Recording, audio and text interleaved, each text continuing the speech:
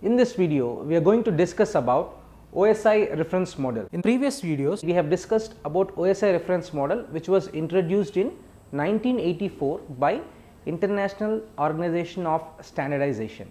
So, it is a communication between disparate hosts, such as hosts between two operating systems like Windows, OS X and Linux also. So, it establishes communication between two disparate, that means two different operating systems here, and it is essential to know the model and its terminology, because most probably it is compared with TCP IP model, so that one side OSI reference model and the other side TCP IP reference model will be compared to each other. So, it is very good to know the concept of OSI reference model and its terminologies.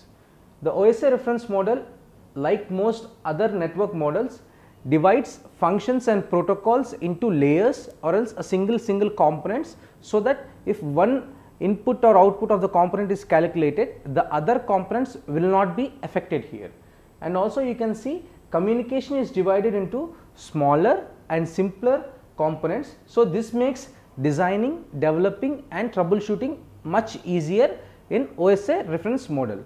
So, coming to the next point here, since it is a layered approach, so since it is a 7 layered approach, the vendors write a common input and output specification per layer. So, that means per layer there will be a common input and output by all the vendors, so that no other component is affected here.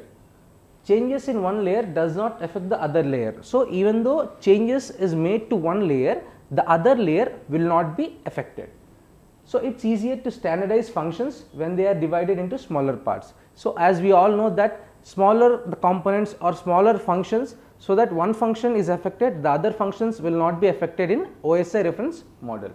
So, it allows various types of hardware and software, both new and old, to communicate with each other seamlessly. That means as it's a layered approach, and also a single networks are divided into small components, so that here the old and the new hardware devices communicate with each other seamlessly, so that it will not have any communication problem here.